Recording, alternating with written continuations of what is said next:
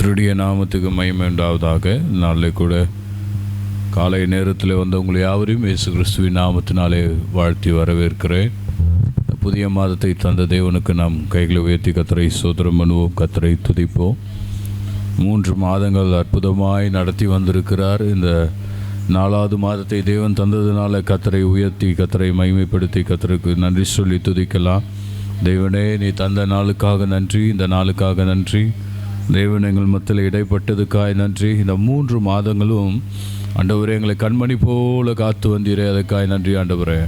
இந்த மாதம் ஏப்ரல் மாதத்தை ஒப்பு கொடுக்கிறோம். சிலர் இந்த ஏப்ரல் மாதத்தை முட்டாள்தனமாக மற்றவர்களை ஏமாற்றி நடத்த ஆண்டவரே நகைச்சுவையாய் செய்ய ஆரம்பித்தாலும் கூட நாங்கள் வாக்குத்தத்தத்தை நம்பி மற்றவர்களை ஏமாற்றாமல் ஆண்டவரே உமக்கு பக்தியும் வைராக்கியமாய் நின்று ஆண்டவரே இந்த மாதத்தை வசனத்தினாலே நாங்கள் கற்றுக்கொண்டு வசனத்தின்படி வாழ எங்களை அர்ப்பணிக்கிறோம். நீர் எங்களோடு பேசும், எங்களை தாழ்த்துகிறோம். இயேசு கிறிஸ்துவின் நாமத்தினால் ஜெபிக்கிறோம் பிதாவே, ஆமென். அல்லேலூயா. கர்த்தர் உங்களை ஆசீர்வதிப்பாராக. இந்த நாளிலே ஏசாயா தீர்க்கதரிசன புஸ்தகம் 43ஆம் அதிகாரம் 4ஆம் வசனத்தை நாம் பார்க்க போகிறோம். இந்த நாள் கர்த்தர் நமக்கு இந்த மாதத்துக்கான ஒரு அடிப்படையான ஒரு முதல் வாக்குத்தத்த வசனமாக இந்த மாதத்தை நாம் ஆரம்பிக்க போகிறோம். இந்த வாக்குத்தத்தின்படி கர்த்தர் உங்களையும் அடியேனையும் நம்முடைய திருச்சபையையும் கர்த்தர் ஆசீர்வதிப்பாராக. அல்லேலூயா. இந்த வசனத்தை நான் வாசிக்கிறேன். நீ என் பார்வைக்கு அருமையானபடியினால் கனம் பெற்றாய், நானும் உன்னை சிநேகித்தேன், ஆதலால் உனக்கு பதிலாக மனுஷர்களையும் உன் ஜீவனுக்கு ஈடாக ஜனங்களையும் கொடுப்பேன் என்று கர்த்தர் சொல்லுகிறார். அல்லேலூயா. இந்த வசனத்தை கடந்த மாதத்திலே ஒரு சந்தர்ப்ப சூழ்நிலையில் இந்த வசனத்தை நான் வாசித்த போது பிறகு அன்னைக்கு என்னுடைய இருதயத்துக்குள்ள ஒரு பெரிய சோர்வு இருந்தது. அப்பொழுது ஆண்டவர் என்னோடு கூட பேசும்போது இந்த ஏப்ரல் மாதத்தில் ஆண்டவரே ஒரு ஆசீர்வாதமான வசனத்தை வார்த்தையை எனக்கு தாரும் ஆண்டவரே என்று நான் மனதிலே நினைத்து ஆண்டவரிடத்தில் பேசின போது ஜெபித்த போது ஆண்டவர் எனக்கு இந்த வசனத்தை எனக்கு மறுபடியும் காண்பித்து கொடுத்தார். முழு விசுவாசத்தோடு சொல்லுகிறேன், தேவன் எனக்கு இந்த வசனத்தை காண்பித்து கொடுத்தார். அல்லேலூயா. இந்த வார்த்தையை கர்த்தர் எனக்கு கொடுத்தார். இந்த வசனம் உங்களுக்கும் ஆசீர்வாதமாக இந்த மாதம் இருக்கும் என்று சொல்லி நான் விசுவாசிக்கிறேன். அதில் உண்மையாகவே 100% உங்களுக்கு ஒரு பெரிய நன்மையை கர்த்தர் செய்வார். ஏசாயா 43:4 வசனம். இந்த வசனத்தின் அடிப்படையில் இன்றைக்கி வாக்குத்தத்த பிரசங்கத்தை நாம் பார்க்க போகிறோம். இந்த வசனம் நமக்கு சொல்கிறது, முதல் காரியமாய் நீ என் பார்வைக்கு கனம் பெற்றாய். அப்போ கனம் என்று சொன்னால் ஹானர் என்று ஆங்கிலத்தில் சொல்லப்படுகிறது. அப்போது இந்த நீ அருமையானபடினாலே கனம் பெற்றாய். அப்போ அருமை, நாம் ஆண்டவருடைய பார்வையில் அருமையானவர்களாக இருந்தால், நாம் தேவனுக்கு பிரியமானவர்களாக இருந்தால், தேவனுடைய வழியை சரியாய் செய்கிறவர்களாக இருந்தால், தேவனுடைய வேலையை உற்சாகமாய் செய்கிறவர்களாக இருந்தால், அவர் பார்வையிலே நாம் அருமையானவர்களாக இருப்போம். அவர் பார்வையிலே நாம் கனம் பெற்றவர்களாக இருப்போம். அல்லேலூயா. இந்த வசனம் இப்படியும் நாம் சொல்லலாம், நீ அவருடைய பார்வையிலே விலை உயர்ந்தவனாய் இருக்கிறாய். அல்லேலூயா.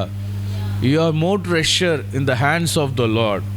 நீ தேவனுடைய கரத்தில் விலை மதிப்பற்றவனாக, விலை உயர்ந்தவனாக தேவன் உன்னை வைத்திருக்கிறார். நாம் தான் நினைக்கிறோம், நான் விலை இல்லாதவன், மதிப்பில்லாதவன், கனமில்லாதவன் என்று சொல்லி நாம் நினைக்கிறோம். ஆனால் தேவன் நம்மை பார்க்கிற விதம் எப்படி என்றால், நம்மை ஒவ்வொருவரையும் ஆண்டவர் பார்க்கிற போது நீங்கள் எல்லாருமே விலை உயர்ந்தவர்கள், மதிப்புள்ளவர்கள். அல்லேலூயா.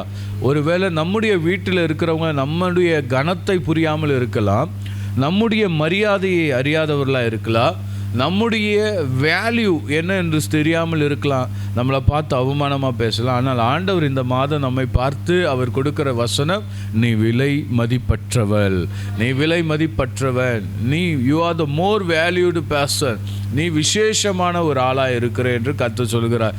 நீ கனம் பெற்றாய், என்னுடைய பார்வைக்கு நீ அருமையாக இருக்கிறாய். ஆமென், அல்லேலூயா.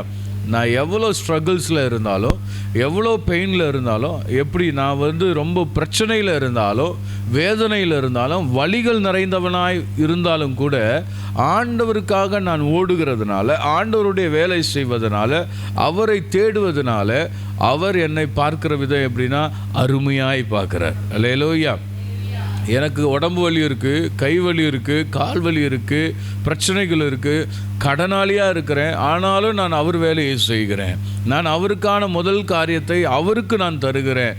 என்னுடைய முதல் நோக்கமே இயேசு கிறிஸ்து அவருடைய சித்தத்தை செய்வது தான் என்று சொல்லி என் பிரச்சனைகளிலும் அவரை நான் முதன்மையாய் வைக்கிற போது அவர் சொல்கிறாரு, நீ சோர்ந்து போகாத, என் பார்வையில் நீ அருமையாக இருக்கிற, நான் உன்னை கனம் உள்ளவளாய் வைக்கிறேன். ஆமென் சொல்லுங்க பார்க்கலாம். You are so precious. ஆங்கிலத்தில் ப்ரீஷியஸ் என்ற வேர்ட் சொல்லப்படுகிறது. அதனால் நீங்கள் ரொம்ப விலை உயர்ந்தவர்களாக இருக்கிறீர்கள். யாராவது உங்களை விலை உயர்ந்தவள் இல்லை, தண்டசோறு, யூஸ்லெஸ், நீ மதிப்பற்ற பிரயோஜனம் இல்லைன்னு சொன்னால் கூட ஆண்டவர் உங்களுக்குள்ளே பேசுகிறார். என்ன பேசுகிறாருன்னா, நீ விலை உயர்ந்தவன். ஆமென், அல்லேலூயா. ஒரே நாளில் ஆண்டவர் என்ன பண்ணிடுவார், ஒரே நொடியில் உங்கள் வேல்யூவை மக்கள் முன்பாக கொண்டு வந்து வைப்பார். கை வைத்த அல்லேலூயா சொல்லுங்களேன். ஆண்டவரை விசேஷமாய் முதலாவது நீங்கள் தேடும்போது அவர் உங்களை கனமாய் பார்க்கிறார். மனுஷனை பார்ப்பீங்களானா நீங்கள் உங்கள் வேல்யூ வேஸ்ட்டாக போயிடும். நீங்கள் என்ன தான் மாடு மாதிரி மனுஷனுக்காக உழைச்சா, அந்த மாடு மாதிரி உழைச்சா கூட அவங்களுக்கு ஒரு சின்ன கூலியை கொடுத்துட்டு நீ போயிட்டு வான்னு சொல்லிடுவாங்க. ஆனால் ஆண்டவருக்காக நீ உழைத்தேன்னா ஆண்டவர் பார்வையில் நீ அருமையாக இருப்ப. அல்லேலூயா. நான் ரொம்ப காலை வேலையில் ஜெபம் பண்ணி ஸ்தோத்திரம் பண்ணிவிட்டு அப்படியே எல்லா காரியங்களும் சரி பண்ணிகிட்டு இருந்தேன். சரி பண்ணிவிட்டு உட்காந்து யோசித்து ஜெபம் பண்ணி ஸ்தோத்திரம் பண்ணிகிட்டு இருக்கேன். ஆண்டவரே, இந்த வசனத்தை எனக்கு கொடுத்தீங்க, இதை கேட்கறதுக்கு ஆள் இல்லையா அப்படின்னு நான் மைண்டில் அப்படி நினைக்கிறேன். ஆண்டவர் சொன்னார், நீ என் பார்வைக்கு அருமையானவன். அல்லேலூயா. அவர் பார்வைக்கு அருமையாக இருக்கணும். நீ மனுஷன் பார்வையில் அருமையாக இருக்கிறதுக்கு பியூட்டிஷியன் வேலைலாம் பார்த்துக்கிட்டு, அந்த வேலை இந்த வேலை பார்த்துக்கிட்டு, அலங்காரம் பண்ணிக்கிட்டு, சிங்காரம் பண்ணிக்கிட்டு, ஐயோ அவர் வருவார், இவர் வருவார், இவங்க முன்னாடி நான் அழகாக இருக்கணுமே, நீ எவ்வளோ பிரயாசப்பட்டாலும் அந்த மனுஷன் இன்னைக்கு உன்னை பார்ப்பான், நாளைக்கு வேறு ஆளை பார்த்துட்டு போயிடுவான். அல்லேலூயா. உன்னை காட்டில் அழகான ஒரு ஆள் கிடச்சிதுன்னா என்ன பண்ணிவிடுவான்? நல்லா புரிஞ்சுக்கோங்க. நல்லா இன்றைக்கி நம்மளை பார்த்து ஒரு ஆள் நீ அழகாக இருக்கன்னு சொல்லுவான். ஆனால் மயங்கிடக்கூடாது. அவன் நாளைக்கு அவன் கண்ணு வேறு யாரையாவது பார்க்கும்னா அதுதான் ரொம்ப அழகுன்னு சொல்லிட்டு என்ன பண்ணுவான், நம்மளை சீ அப்படின்னு சொல்லிட்டு வேற ஆளை பார்த்துட்டு போயிடுவான். ஆனால் ஏசப்பா அப்படி கிடையாது. ஒவ்வொரு நாளும் உனக்கு பல்லு இல்லைனாலும் பரவாயில்ல, கண்ணு தெரியலனாலும் பரவாயில்ல, காது கேட்கலையானாலும் பரவாயில்ல, நீ கருப்பாக இருந்தாலும் பரவாயில்ல, ஆனால் ஆண்டவர் பார்வையில் நீ விசேஷமான ஆளாக இருந்தா, அருமையாக இருந்தா, உன்னை ஆண்டவர் சொல்லுகிறார், நீ கனம் பெற்றவள். அல்லேலூயா, அல்லேலூயா. உலகம் உன்னை நிராகரித்தாலும், உலகம் உன்னை வெறுத்தாலும், தேவனின் கண்களில் நீ விலையேற பெற்றவளாய் இருக்கிறாய். அதை மட்டும் மறந்துடாது. இந்த ஏப்ரல் மாதத்தில் ஒரு நாள் சோர்ந்து போகாதீங்க. ஆண்டவர் சொல்கிற வார்த்தையை ஏசாயா 43:4 நீ விலையேற பெற்றவள், நீ கனம் பெற்றவன், நான் கனம் பெற்றவன்.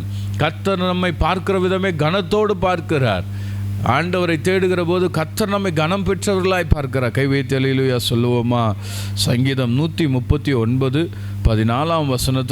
வாசிக்கும் போது சங்கீதக்காரன் இப்படி சொல்லுகிறார். 139 சங்கீதம் 14 நான் பிரமிக்கத்தக்க அதிசயமாய் உண்டாக்கப்பட்டபடியால் உம்மை துதிப்பேன். நம்மளை எப்படி ஆண்டவர் உண்டாக்கி இருக்கிறாரு? பிரமிக்கத்தக்க, ஐயோ அப்படின்னு பார்க்கத்தக்க, பிரமிக்கத்தக்க நம்மளை படைச்சிருக்கிறாரு. அது எப்படி? அதிசயமாய். ஒரு ஆள் உங்களை மாதிரி இன்னொரு ஆள் இருப்பாங்கன்னு நிறைய பேர் சொல்லுவாங்க. ஒரே ஆளை போல் 7 பேர் இருக்கிறாங்க உலகத்தில்னு. அது எத்தனை பேருக்கு அது நிஜமாக நடந்திருக்கு தெரியல. ஒருவேளை ட்வின்ஸ் பார்த்துருக்கலாம், இல்லை 3 பேரை பார்த்துருக்கலாம். ஒருவேளை உங்களை போல சாயல் 7 பேருக்கு இருக்கலாம். ஆனால் உங்களுக்கு கர்த்தர் கொடுத்திருக்கிற வேல்யூவை போல மற்றவர்களுக்கு கிடையாது. அல்லேலூயா. பிரமிக்கத்தக்க அதிசயமாய். நம்ம கட்டை விரல் பிரிண்ட் எடுக்கிறாங்க ஆதார் கார்டுக்கு. பாருங்கள், எவ்வளோ கோடி மக்கள் இருக்கிறோம்.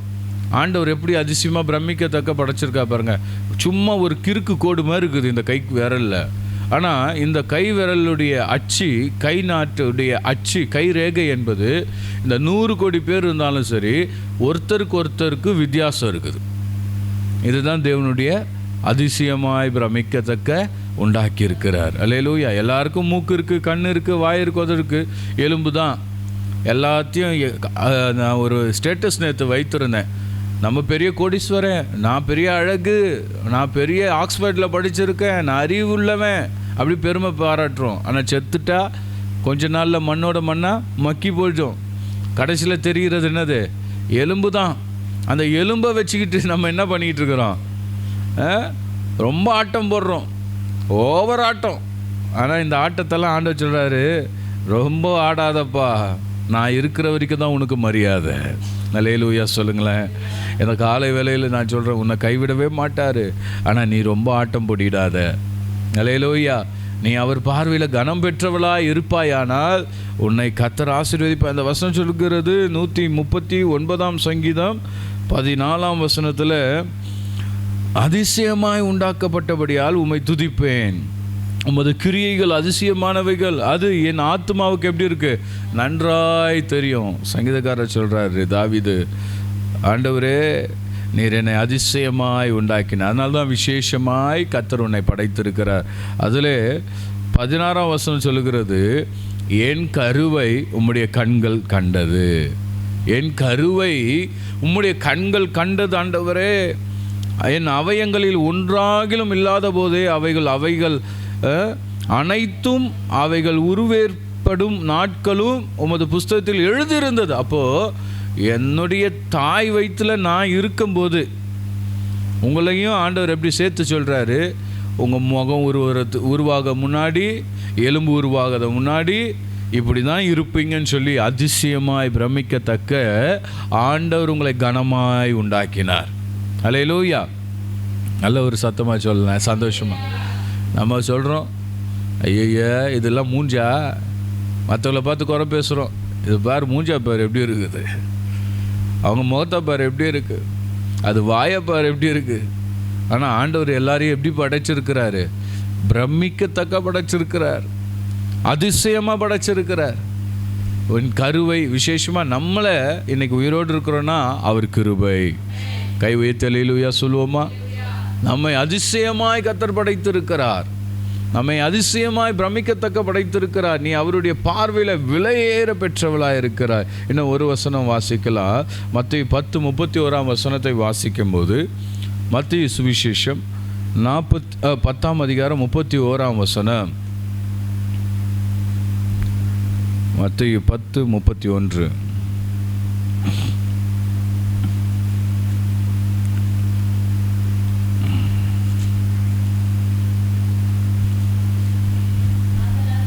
ஆதலால் பயப்படாதிருங்கள், அநேகம் அடைக்கலான் குருவிகளை பார்க்கிலும் நீங்கள் விசேஷித்தவர்களாக இருக்கிறீர்கள். அநேக அடைக்கலான் குருவிகளை காட்டிலும் இந்த சிட்டுக்குருவிலாம் இருக்குது, லவ் பேர்ட்ஸ்லாம் இருக்குது. சில குருவிகள்லாம் ரொம்ப காஸ்ட்லி. நீங்கள் கடையில் போய் கேட்டிங்கன்னா, இந்த மேக்கோன்னு சொல்லக்கூடிய ஒரு பறவை இருக்குது, அதெல்லாம் லட்சத்தில் விற்கிறாங்க. அதுக்கு அவ்வளோ விலை மதிப்பு இருக்குது. இந்த லவ் பேர்ட்ஸ் வளர்த்தவங்களுக்கு தெரியும், லவ் பேர்ட்ஸ் எவ்வளோ விலை. ஒரு ஜோடி 300 ரூபாய் கிட்ட விற்கிறாங்க. அதை காட்டிலும் விலையேற பெற்ற பறவைகள்லாம் இருந்தது. அப்போது நான் ஒரு ஊருக்கு போயிருந்தபோது அங்கே ஒரு பார்க்குக்கு போனேன்.